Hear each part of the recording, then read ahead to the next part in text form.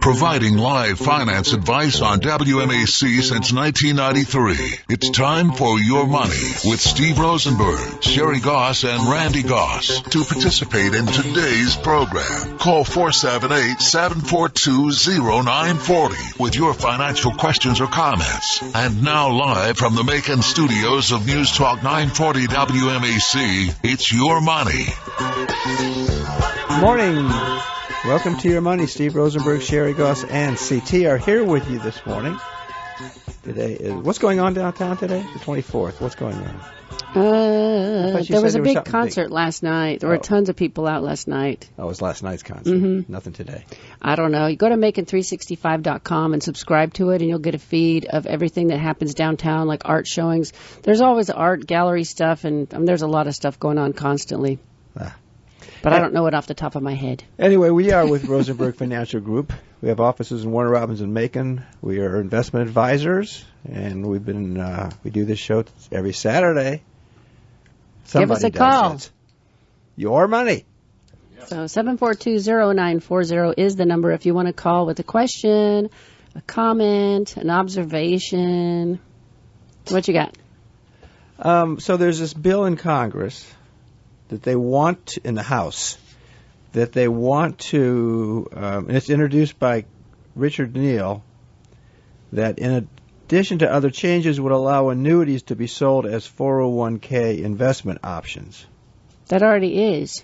Yeah, but it must be different because the other ones are usually with insurance companies.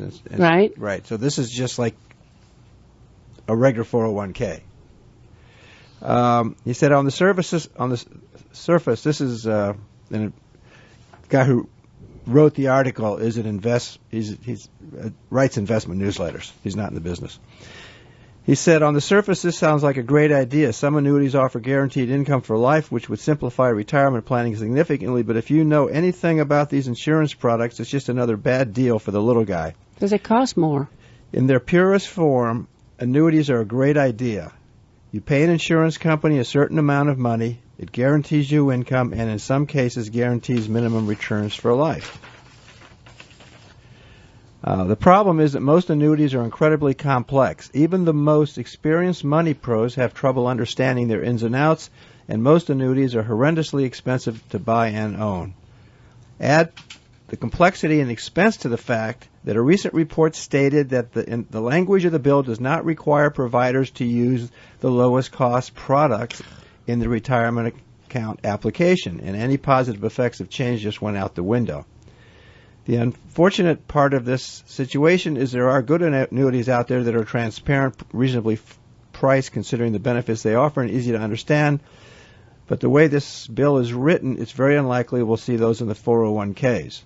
If the bill Congressman Neal introduced language had fiduciary tone, I'd be a bigger cheerleader for the passage, but in the present form, this one stinks. And the situation gets worse. According to the Bloomberg piece I read, this is the person writing the article, Congressman Neal is playing the Washington lobbyist game with our retirement accounts. It seems that the three largest donors to Congressman Neal are Massachusetts Life Insurance, FMR, which is the parent company of Fidelity Investments, and the National Association of Insurance and Financial Advisors. This is like letting a fox loose in the hen house, and it goes on from that. So, well, here's the deal with some of these products, and this is probably where they're thinking, is so you have an annuity product that says you can't lose money because there's a bottom. We're not supposed to talk about annuities. But you just brought it up. I got that approved. Oh. Mitigate downside risk is what the term they always use. But that means your upside could be affected as well. I won't say any more. I'm sorry. Okay. I can't talk about it. Yeah, we're not allowed to talk about it. But I did get this. Randy sent it up. And okay. So well, that was helpful. Yeah. But, I mean, anyway. So Jim Cramer had an article this week. It says, want proof of economy strength? Because everybody keeps talking about the word recession. Can we talk about that? Do you sell recessions? No. Okay. So everybody uses the word recession. It started last Thanksgiving. It started. we showed up at my mother-in-law's house for Thanksgiving with our side dishes, and I didn't even get in the door before she said, "Oh, well, it looks like we're going into another recession. I feel sorry for all these builders that have borrowed all this money to build all these houses. They're all going to go broke." I said, "What are you talking about?" She said, "It was on the news." I said, "The news is using that word to get your attention. They're going to use it on the internet to get you to click on stuff because that's how they sell advertising. And they're going to get you to focus on that TV channel until 5:30, where they'll say, well, maybe not so much, but yeah, it could happen." I mean, that's the game they play to get your attention, and it's so huge now. The news is so toxic. Even on the internet, it's so bad and so negative and so outlandish. But each person wants to be more outrageous than the other, so they can get you to click on their article, whatever. So Jim Cramer wrote an article this week about Home Depot. He says, Home Depot, which gives you the best view of the consumer of any retailer in the nation, right now. Can't talk about stocks. What? I can talk about companies. Okay. This is about so Home Depot is saying that consumers, all systems go, and you would never even think about a recession after listening to its blockbuster earnings call this morning. And this was written this week. In fact, things are getting stronger, not weaker, and the recession chatter seems like a media made-up canard. Carol Tome, who is retiring from Home Depot after 24 years, has no agenda to say anything positive. She says U.S. consumers remain healthy, consumer confidence is near record high levels, and wages are up over 3% from last year. The U.S. consumer is facing the impact of tariffs. While trade discussions are fluid, consumer demand could be impacted. We are in the longest economic recovery in our nation's history. Now, Home Depot makes it clear that we are winning the trade war. As Edward Decker, the executive vice president of merchandising, says, "I'm not aware of a single supplier who is not moving some form of manufacturing outside of China. So we have suppliers moving production to Taiwan, to Vietnam, Thailand, Indonesia, and even back to the United States. Therefore," he says, "the changes will mitigate tariffs, and I believe this is the time to make a deal with China before the election cycle starts," which I agree with. One last thing. Company has been focused on digitizing every aspect of its store, from price labels to search capabilities and site functionality, which is very smart, all of which increase sales. The company's new fulfillment center now gives 50% of the country one-day delivery. Walmart had good earnings, Amazon, so did Costco, Target, Lowe's, and the one that surprises me is Dick's Sporting Goods. You don't need anything from that store. That is a want store, unless you have kids play sports and they have to have a pair of shoes. It's the only reason I've ever been in that store. But it's things you want to do. So that's interesting. But anyway, so Kramer's opinion is the recession is not near. Things are going better than you think because the news is negative. Yeah. The only problem is that every time they've been negative interest rates, there's been a recession. Yep. Every time. And I don't like the negative interest rate thing at all. And so that's the thing right now that you get in some cases in Europe they're issuing bonds that you're guaranteed to lose money. The German government bonds, you're guaranteed to get back less than you put in. Unless it matures. Unless the value goes up. Yeah, but I mean, the interest rates are so low. For the value to go up, interest rates would have to go lower. Yeah, and some countries over there are looking at a recession. Their growth is slowing, but it could be the China thing. I mean, the China thing is such an outlier situation. It's affecting everything. Yeah. Anyway, 7420940 is the number. Good morning. You're on Your Money with Sherri and Steve. Good morning. Good morning. Could I speak about scams for a minute? You can speak about anything you want because this is a free country, but we don't live in a free country here. We can only talk about certain things. You could always turn me off, yes. Knock yourself out. My mother was almost involved in one this past week. Oh, brother. How old is she? 94. Okay. And they called up as that one that says this is your grandson or whatever. Oh, no. I was involved in a car wreck and on and on and on. And she was very close to pulling the trigger on that thing. I'd given them a credit card number? No. They gave her a routing number to a bank. Checking account. And like I say, they wanted $4,000. And it really kind of shook me up because I hadn't thought about it being that up close and personal like that, you know. I've met people who've actually done it. They call in the middle of the night, which is another reason not to have a landline.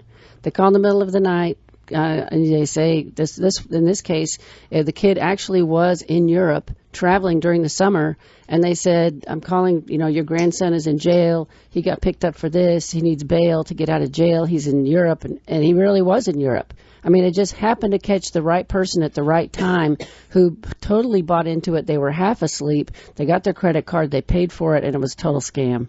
Yes. The other one that's really bad is the timeshares.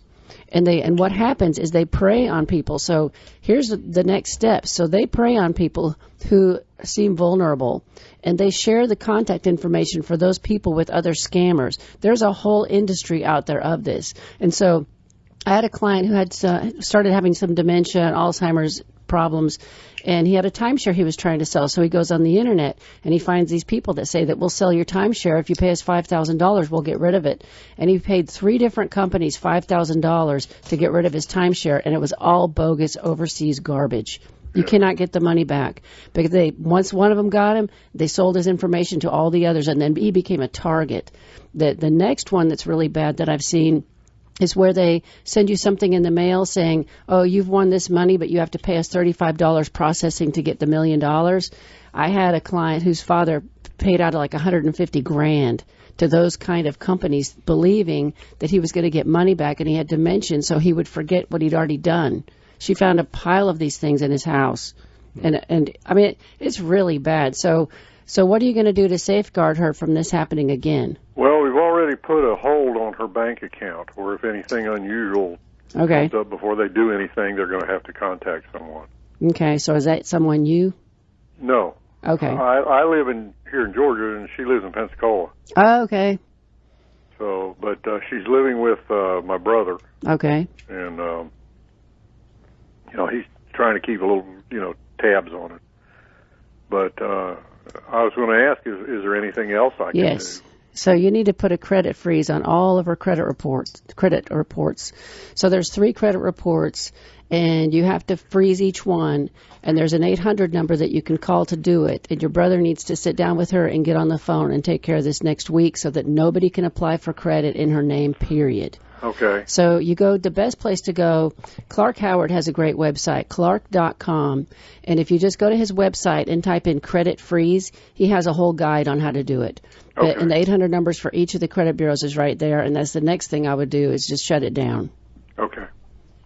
That way nobody can take advantage of her that way. So if you got the bank shut down, you got the credit shut down. Can you think of anything else? I don't think so. I don't think so. I mean, it'd be helpful, I guess, if you get paper statements.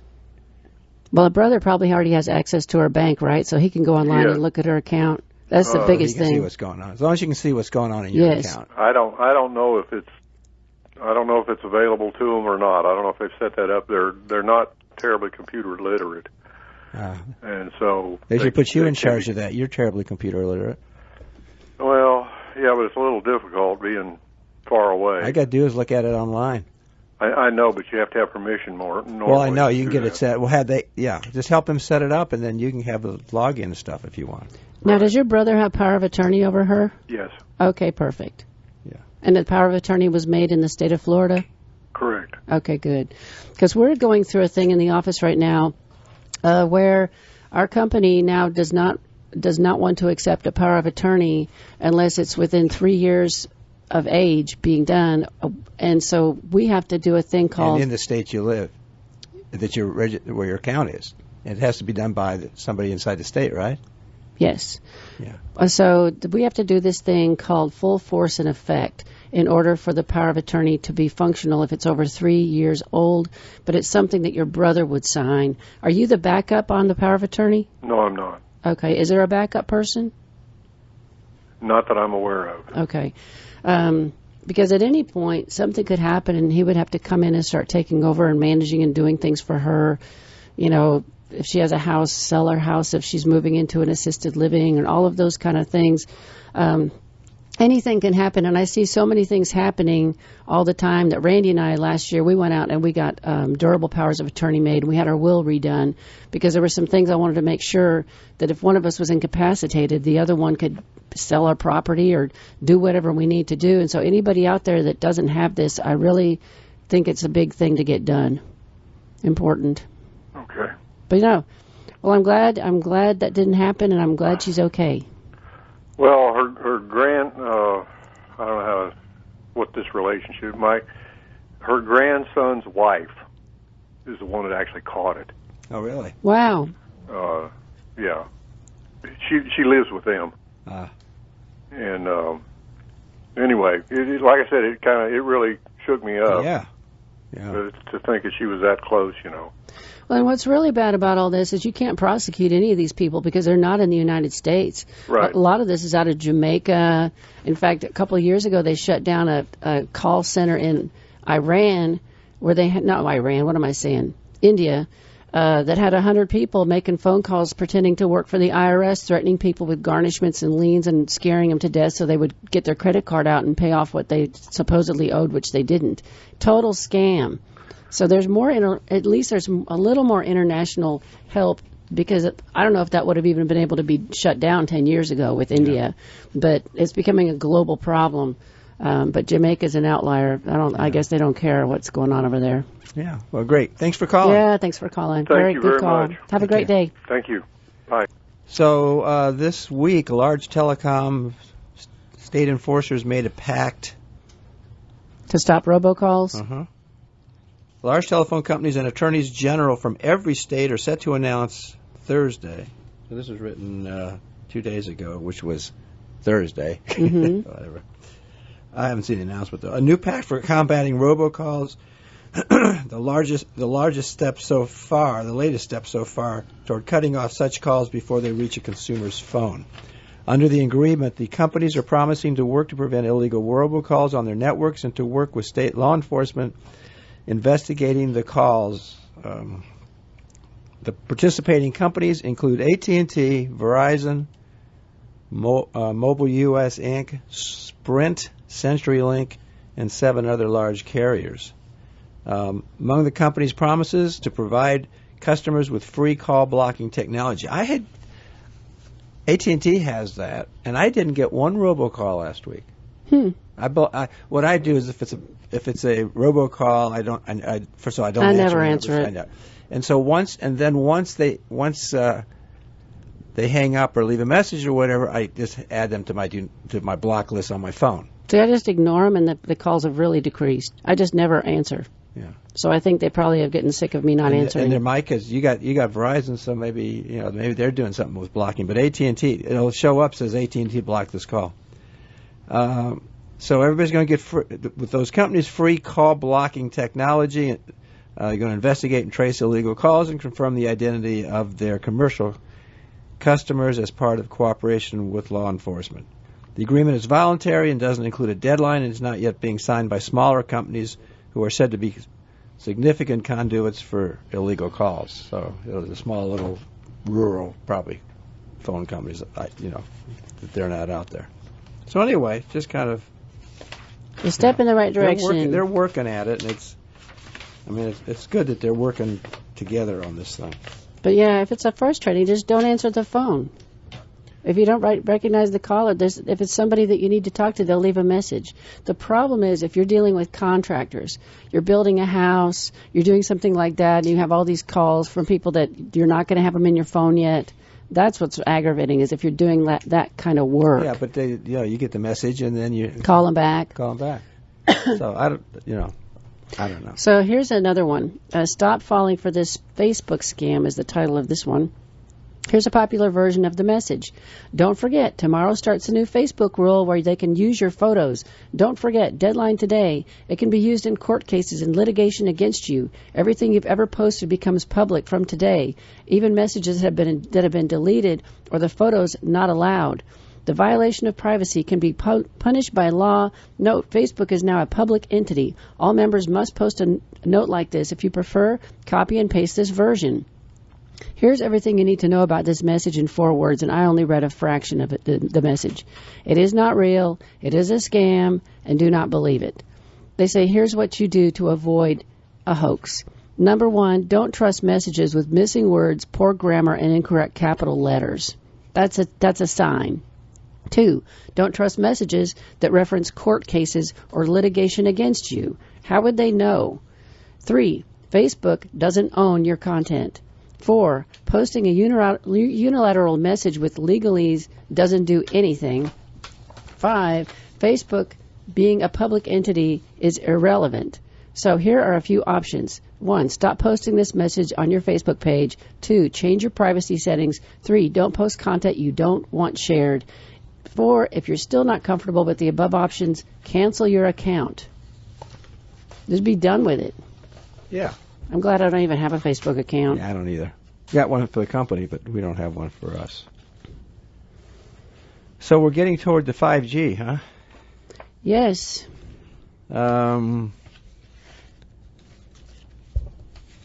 If you have a modern smartphone in the United States or the developed world, you are likely to using 4G right now. In the 1990s, it was a second generation 2G technology. In the 2000s, it was a 3G. And in the 2010s, it's been 4G, which allowed you to do Skype messages and videos and all that kind of stuff. But this mobile data usage and additional functionality came with a cost, which is the traffic is up crazy.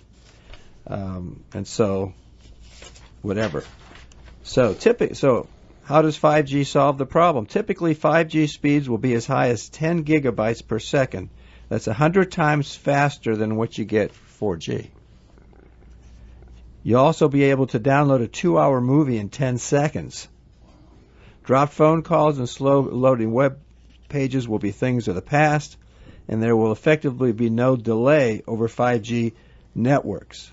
So the delay is called latency. So latency will drop by 99% from more than 10 milliseconds down to 100 from 100 milliseconds to a mere millisecond. So that's kind of cool.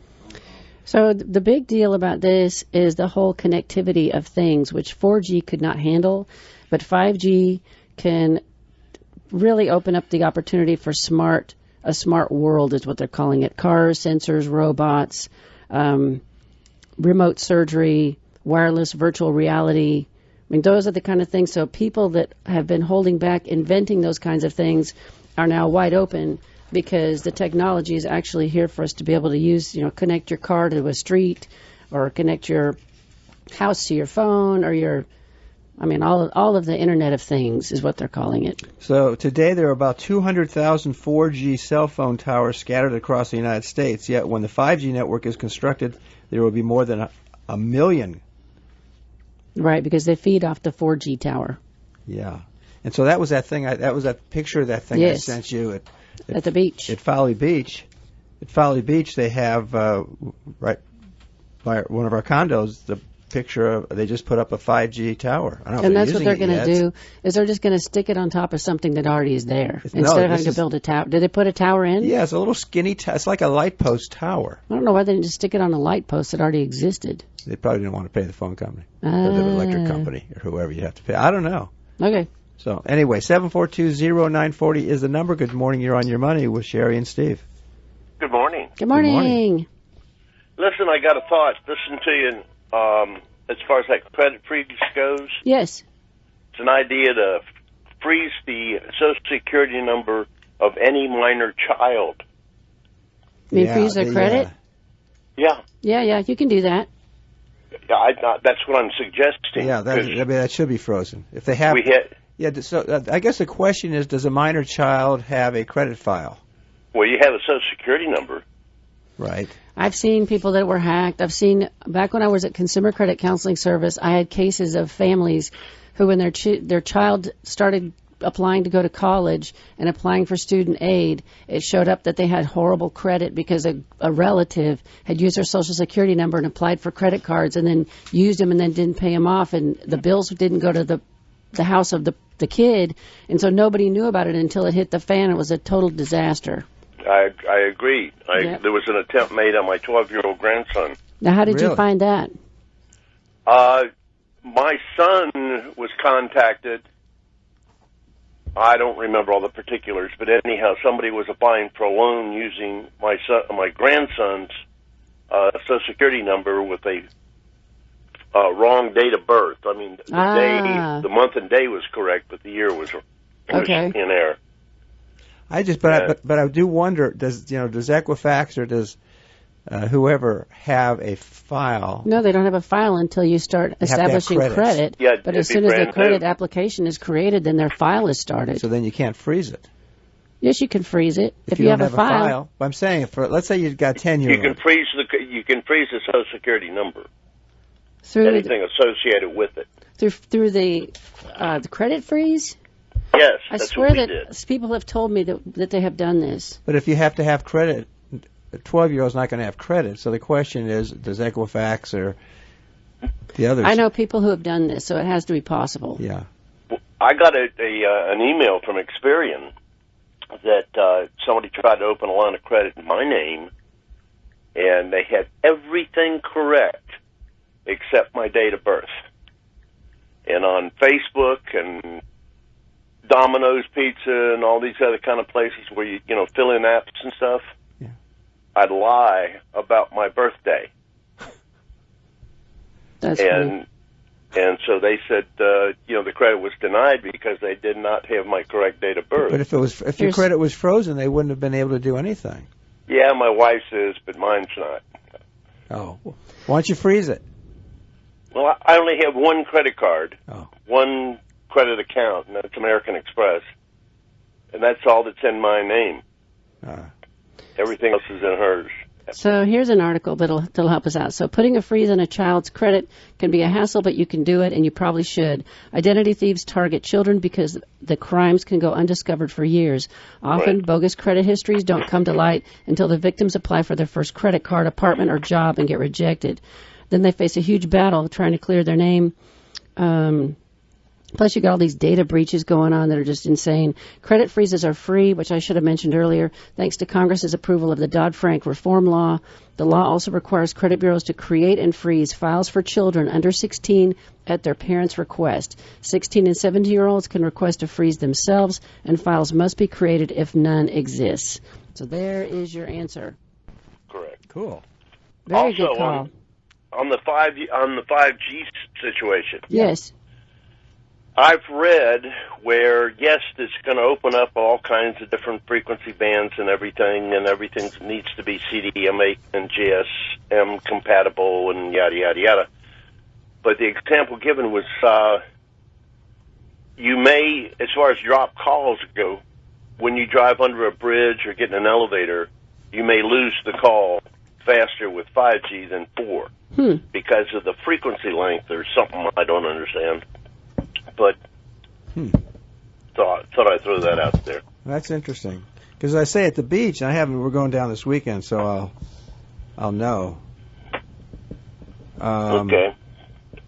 Say hello to the fish for me. Yeah. So somebody had sent me from the condo. Somebody had sent me a picture, which is somewhere. It looks like a 5-foot post with a little thing on the top. Yeah, it's just like a light post with a little thing on top, like an antenna or something like that. What I don't understand, though, the article that I had says that 5G can't go through walls.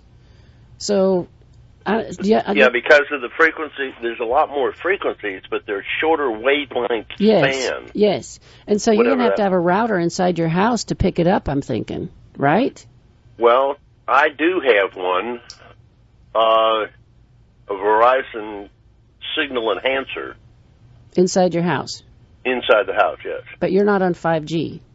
No. Okay. Yeah, I got one of those AT&T things, too, the condo. But that's what I thought is people are going to have to change up their routers in their homes to be able to pick up the signals off these posts. I don't know. I'm no expert on this, obviously. We'll find out. I found out, I was planning on 5G, and the Galaxy S5 is CDMA and GSM compatible, and that's what my wife has. So I went online and found one in some warehouse in Texas for $80. So I have it sitting on the shelf, and then I did some research on my S4 Galaxy, and my IMEI number comes up where it's CDMA and GSM compatible. So my S4 is going to still be good. Are you an engineer? No, I'm a meteorologist. Close enough. You work for the Weather Channel? No, I'm 75 now. I retired a long time ago. You know what drives me nuts with the Weather Channel? It just drives me batty. They'll come out like in the morning and say possible showers at 4:45 in the afternoon. Yeah, I know. They're looking at models. I mean, that's what they're seeing. So the changes, it's like they can't control it. It never happens. They can't control it. How they figure that out, they take the model stations of, like, Central Georgia. Yeah. And they draw a geometric figure, be it a square or rectangle or whatever, on models that have dew points and temperatures that would coincide with precipitation. And inside of that geometric figure is where they figure out the percentage of precipitation in that block. Okay. Well, they just say a chance. Yeah, and then they turn around and throw a dart. And it hits Yes. Yeah, really. I mean, That's exactly. That's all they can do. It's the best they can do. But I mean, you know, like they're saying, telling you in the morning it's going to come through at 4:45 or 4:42. I think they're just download the Weather Underground app because it changes all day long. If you just look at it, as the weather changes, they change the forecast. Well, I'm not talking about. So you don't have the pop-up stuff?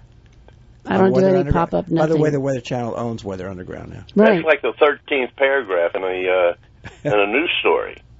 Yeah, I mean, really. The 13th paragraph is that designated to a disclaimer of all the lies they just said. What's so funny on Channel 13 is Ben Jones actually gets hate posts if he's wrong.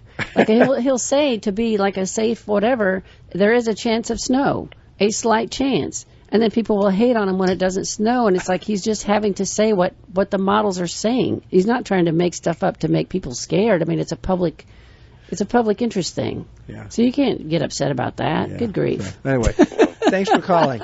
Yeah, great see you, call. bye. Thanks so much. Bye-bye. So anyway, this is going back to the earlier call. Older adults are scammed more by relatives than strangers. Between fraudulent phone calls, phishing emails, and various other online schemes, there are plenty of opportunities nowadays for older and not so tech-savvy adults to become victims of a financial scam. Amazingly, a new study found that it's not the con artists and strangers who are more likely to prey on vulnerable seniors. Instead, acts of financial elder abuse are committed more frequently. I can't even talk. By family members. I got little. The thing on the screen put little blocks right in front of the words. Anyway, researchers at University of Southern California collected data. And After examining almost 2,000 phone calls placed between 2014 and 2017, they found that 42% of alleged legitimate abuse situations. In those cases, it was most common was from family. So you got to watch the people in your family. I saw it at Consumer Credit a lot. So Randy gave me this article, which I'm not going to read. The title is, "My Aunt is Stealing My Dead Mother's Social Security and Persuaded My Hospitalized Father to Sign over Power of Attorney." Those are the kind of people out there. Hopefully you don't have one of those in your family. And if you do, you better lock it all down. Yeah. Shoot them. Oh, gosh. Really? So I have a question for you. So there was an article this week about people that are supporting Trump, the business leaders, and sports teams. Explain this to me, because I'm not a sports person. I don't watch any sports, never have been into sports. Basketball a little bit in college. That's about it. Golf for a couple years when I was playing. So the owners of the Miami Dolphins the Chicago Cubs, the Jacksonville Jaguars, the New York Jets, Washington Redskins, Houston Texans, Los Angeles Rams, England Patriots, World Wrestling Entertainment, WWE, NASCAR, and Ultimate Fighting Championship have all been supporting Trump since 2016. Yeah. Why? What has he done that they like? I don't know. Why does anybody support Trump? No, but I mean, all these huge teams. Well, they're just president of the team. It's just the guy who owns the teams. But I just thought it was so interesting. But there's tons of teams out there. That's true. The other ones, Home Depot came out a few weeks ago saying that they were supporting his reelection, and so there were calls for boycotting Home Depot. Yeah. So Arthur Blank owns the Atlanta Falcons. Arthur Blank was co-founder of Home Depot, and I'm sure he's still on the board. But if he's conservative, he's going to support Trump. I just thought it was interesting. Marvel Entertainment. That's the comic book people. Nathan's Hot Dogs. It just is a very interesting thing. Now, I could understand Charles Schwab, PayPal, investment companies that feel like he has a more conservative, as far as the finances go, TD Ameritrade. It's just a really interesting list. That didn't make any sense to me. You got very, very wealthy people. I mean, these are crazy wealthy people. Miller Coors. But it's a huge list of people that are supporting Trump. They have been since he... Well, he did get elected, so there had to be a lot of people supporting him. Yeah, I guess there's no reason behind any of it. It's just random people. They just like what he's been doing, and they don't want socialist country, and right, which makes sense. Me neither. Yeah, so I mean that's okay. So what else do you have? I don't know what I got here. Oh, this is good news. The market mortgage is reopened to risky borrowers.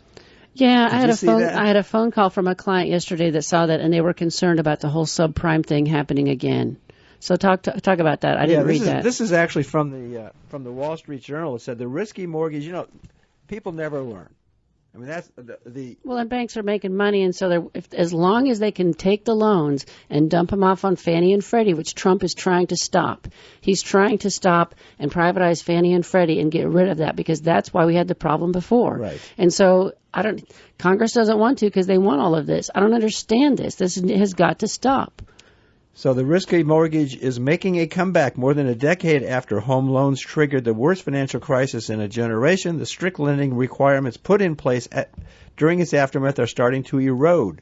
Home buyers with low credit scores or high debt levels, as well as those lacking traditional employment, are finding it easier to get credit. The loans have been rebranded.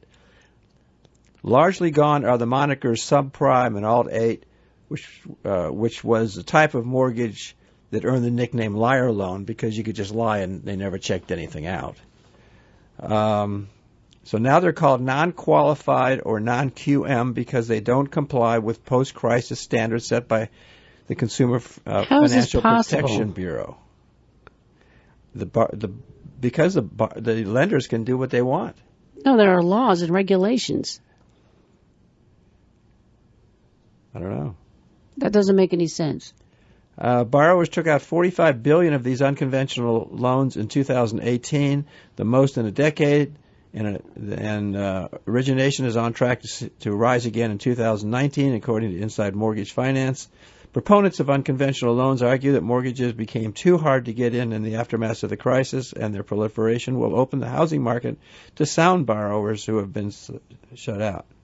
There are some weakening standards and weakening practice, says the head of the Housing Finance Program at the Milken Institute.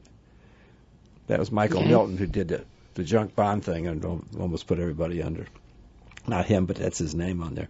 Right now, unconventional loans are largely being extended by non-bank mortgage lenders, but big banks have found another way in. J.P. Morgan Chase, Credit Suisse Group, and Citigroup have in recent months been arranging mortgage bonds backed by unconventional loans. Some $2.5 billion worth of subprime loans, those with FICO scores below 690. And 690 is not horrible. It's not great. But is that a subprime? I guess they say. I'll look it up. Yeah, what do they say? Anyway, so $2.5 billion with subprime loans, ended up in mortgage bonds in the first quarter. So the problem is not the loan, the bad part of the loan.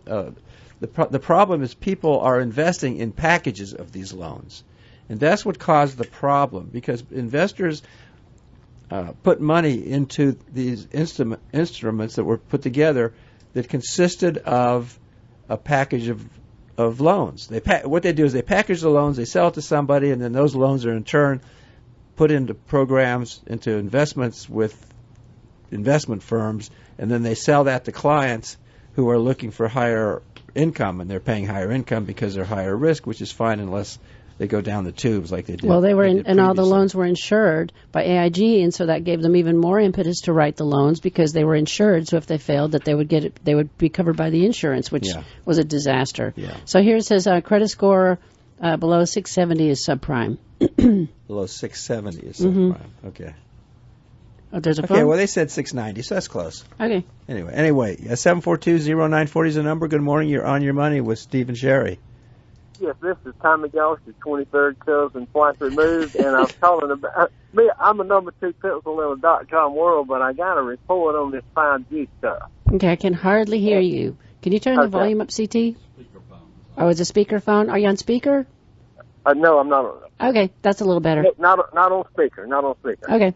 Okay, but anyhow, there's a lot of with the electronic pulsations on this 5G stuff. Right. And people can look it up in various ways. I called it off of a friend's computer, and they were showing it to me. And there are going to be some major league health maladies caused by this. See, I've read a lot of that too. Yeah, and then I read from an investment newsletter that that's all a bunch of garbage. There's got to be something in the middle that's well, the truth. there's been thousands and thousands of pages of reports even submitted to our government from the accounts that I received, and he seemed very, very, very credible. So here's this article. It's titled "This Anti-5G." This comes from an investment newsletter, by the way. This anti-5G propaganda could cost you a fortune. Now, let me say outright, I don't believe 5G poses a health risk. In fact, research supports that. Many of these same health concerns emerged during the rise of 4G, yet the problems fail to materialize. However, I understand that new technologies can be frightening. Mobile phones emit, so you have to look how phones work. Mobile phones are like radio frequency waves. It creates non-ionizing radiation, which is normal. It's all around us. But there's and passing through us and everything else. Yeah. But I'd rather err on the side of caution on that particular matter. Yeah. It's underlined here. Remember, 5G is a form of non-ionized radiation. So is the current 4G and every generation before that. But I have read stories, like the one that stands out to me is where they've told men, if you're trying to have children, don't carry your cell phone, your smartphone in your pocket, because your sperm count is going to be lower. I mean, that's just a fact. I've read that over and over. And the women shouldn't carry their smartphones in their bras, which is actually a thing that I've seen that I don't understand at all. But that you shouldn't sleep with it next to your head. I mean, I've read stories about that. And little kids shouldn't be spending a lot of time staring at it and having it next to their head. So there's something out there. There's a middle of the road, something wrong here. Yeah, and we can probably get a lot of different opinions. Yeah, this says a media piece outlined how 5G is connected to everything from brain cancer to infertility and evil Alzheimer's, despite no scientific support. So, I mean, I don't know. You don't know. It'll take them 10 years for the scientific report. Yeah, that's true. Until people start dying. Yeah. But on all of this green stuff and the windmills and the solar panels and this and that and the other, the environmentalists have totally gone away from realizing the drawbacks to all of that stuff. And the biggest pollutant on our planet are inactive and active volcanoes. There's 1,500 of them, and they spew stuff out in the atmosphere every day, and way above what cars can do. And that fire in California, Paradise, California, it put more pollutants in the air than all of the cars and industrial and everything else in the state of California did in 100 years, but you've never heard anybody say anything about it. True statement. But they're going to disconnect California, and it's going to float away, so that won't be a problem. Well, maybe they'll have that big one. Okay. Hey, God bless y'all. We enjoy it every Saturday. All right. God bless you. Bye-bye. Bye-bye. So he just gave me the segue into an article I've been wanting to read a long time, but it's not really perfect for this show, but I have to get this off my chest because of this rising ocean and climate change and global warming and now the Amazon down in Brazil, they're burning down the rainforests so they can have more cattle, which is the whole world is paying attention to that now because that is a bad thing. Anyways. Oh, there's another call. Yeah. I'll have to wait. You have to wait.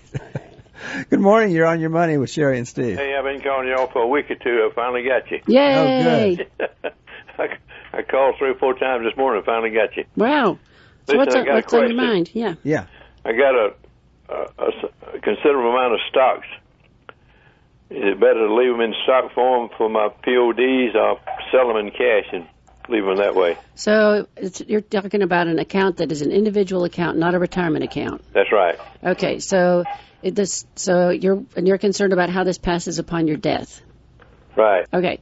So the great thing about our rules in this country is, let's say you have 2 children and they're on your account as pay on death, which I highly recommend anybody who has an individual account we do transfer on death, same thing, transfer on death form attached to that account so that when you die, the money goes right to the people that it's supposed to go to. And all that we would do if your account was with us and we got your death certificate, we got your beneficiaries' information, we would take your account and we would transfer it into individual accounts for each of your kids, and we would split the stock and either split the stock or if they wanted to sell the stock, whatever, we would do whatever they want.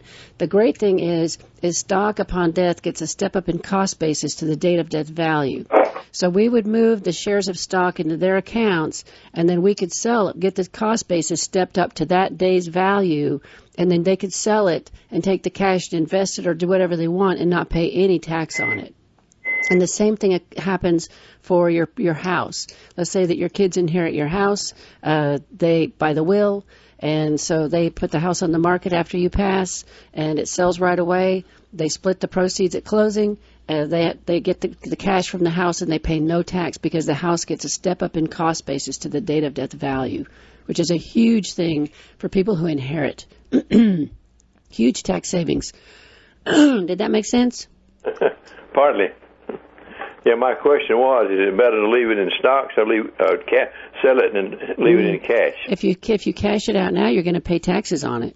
That's what I figure, yeah. Yeah, but if you leave it and they inherit it, they'll sell it and pay no tax. I mean, the risk is that, just before you die, the market drops 50%, your account falls, But they could keep the stock. They don't have to sell it right away. They could split it and keep it in their account and let the market go back up and then sell it. Mm-hmm. Yeah, but also, if you're gonna leave it to kids, the other thing to think about is what happens if you have 3 kids and you get a third.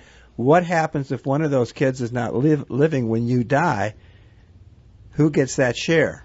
So you could add per stirpes. So does it go to the other siblings split, or does it just go to their children? Go to their children, and if you have 3 people named.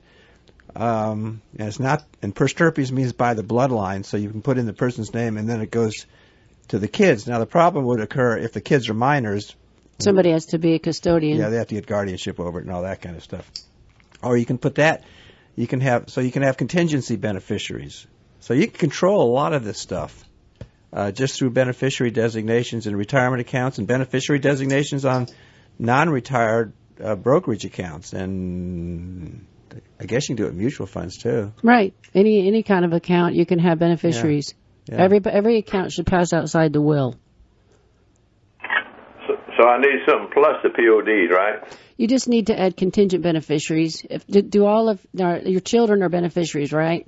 Right. Yeah. So if if it's a retirement account, you're going to have the process of setting it up includes putting beneficiaries on there. Right. When you open up a non-IRA account, the process doesn't include that, so you have to use a payable on death or transfer on death for that to happen in an account that doesn't automatically pass like an IRA does. Which is what he did. So, which is right. Because a lot of people don't do that. So I'm glad you called to talk about it, because a lot of people, and you can even go to the bank and you can ask the bank for pay on death forms to attach it to your bank account. And so all of that money goes right to the people you want it to go to upon your death. But they have to get the death certificate and letters testamentary and all that. But it makes it a lot easier and cleaner to me to be able to just deal directly with the bank and not have to go through the estate and the estate account and all of that. Okay? Thank you all very much, and I hope you all have a great day. Thank you. You too. Enjoy the weekend. All right, I've got to get this article out of my system. So it's alarmists are in way over their head on rising ocean claims. So previous global warming doomsday predictions based upon hypothetical computer models. This is by some really high-level smart people who study this their whole lives. Let me see. Have confidence. Let me see. So far, they've got it wrong. Spin evidence of a 17-year pause in global temperature rise and the expanding ocean ice mass is what they do. Simplified, dumbed-down story packaged and distributed for the public goes like this. Evil carbon dioxide from human fossil burning is heating the climate to unprecedented levels. This is causing glaciers to melt and sea levels to rise at an accelerated and disastrous rate. The salvation of our planet depends upon the immediate transition to wind and solar, electric cars and bicycles, and less consumption-oriented lifestyles. Is everything really that simple? And this guy goes through the history of our planet, and they can go back hundreds of years and look at our rising ocean levels and heat and all of this stuff. Sea levels rose during the Little Ice Age from 1400 to 1859 A.D. They rose during the Little Ice Age. They've been rising during no matter what. They rise when it's hot. They rise when it's cold. And it's all cyclical. When Obama declared that the moment he was elected, the rise of the oceans would begin to slow and our planet would begin to heal. But actually, the data shows deceleration in warming since 1960, the year he was conceived, so he probably can't take full credit for that. The end of the last ice age was 18,000 years ago and caused the sea level to rise by a huge amount, 400 feet, during an ice age. So, anyways, it goes on and on and on. If you want this, I can send it to you, but just don't get caught up in the hype of all of this stuff, because there are solutions that people are already working on for all of these things. And there was an article from Peter Diamandis this week. He's the guy that wrote Abundance, The Future is Better Than You Think, and he's the X Prize Foundation, these guys that created that. Super smart guy. There's a new thing called direct air capture, and it says it mimics what already occurs in nature. Direct air capture essentially involves industrial photosynthesis. The captured carbon, it sucks carbon right out of the atmosphere. This captured carbon can then be turned into numerous consumer goods spanning fuels, plastics, and concrete, which is really fascinating. And he said, before this technology couldn't exist because we didn't have enough CO2 in the air. But now that our CO2 is up, they can do direct capture and actually use it as a fuel and turn it into other usable things. And these machines, there's 4 different companies. Bill Gates is behind one of them. They're spending millions of dollars on this technology. So, anyways. Okay. Are we down to a minute or what? Where are we? I saw somebody wave a finger. A call? Wow. Okay, good morning. You're on got a couple minutes. Good morning. This would be very short. Okay. I said last week that the election in Peru will be on the 19th. Right. It's going to be on the 25th. That's when the early voting starts. And I appreciate your show, and I listen to you every Saturday morning. So wait, 25th of what? For Perry. The 25th, right, the city of Perry. Because they're having to replace the guy. All right, the mayor election will be on the 25th. That was early voting. The election is September 17th, but it's not everyone to go out on the 25th and vote. Okay, very good. Great. Thanks for calling. Let us know. Thank you. Appreciate it. Bye-bye. Yeah, we figured out that the Macon's not good like 2020, right? Yes. It's a ways out. Oh, good. But this, I got to say, this article is so fascinating. I know we only have a minute. It says one of the most widely used materials on Earth, concrete, second only to water, concrete now accounts for a whopping 7% of global CO2 emissions. Yet it turns out injecting CO2 into cement as it's being manufactured strengthens the mixture and produces a far sturdier end product. The process also permanently sequesters CO2 into cement, offsetting the material's high footprint. That's where all this is headed, as companies are going to do things that will offset the footprint, because they sure do not want carbon taxes. They certainly do not. So, all righty. Anyway, we are out of time. Appreciate the calls this morning. It went quickly. Makes it easier on us. Sherri doesn't have to talk so much. So you can just talk to Randy all afternoon. Yes. You going up to the lake? Yes. So, anyway, have a great weekend. Follow us on Facebook, facebook.com/RetireRelax. Go to our website, retirerelax.com. Free reports. There's a video of what we do if you want to learn about us.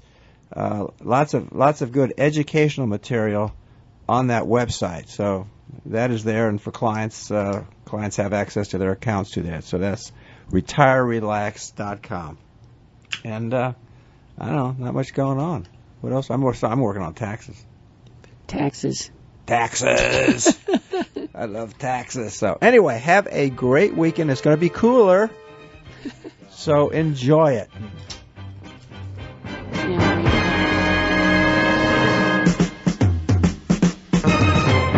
The views expressed on this show should not be construed directly or indirectly as an offer to buy or sell any securities or services mentioned herein. Investing is subject to risk, including loss of principal invested. Past performance is not a guarantee of future results. No strategy can assure a profit nor protect against loss. Please note that individual situations can vary. Therefore, the information should only be relied upon when coordinated with individual professional advice. Securities are offered through Royal Alliance Associates Incorporated, member FINRA and SIPC. Advisory services are offered through Rosenberg Financial Group, a registered investor advisor not affiliated with Royal Alliance Associates Incorporated. Offices are located at 2517 Moody Road, Warner Robins, and 4875 Riverside Drive, Suite 201 in Macon. Phone numbers are 922-8100 and 741-4457.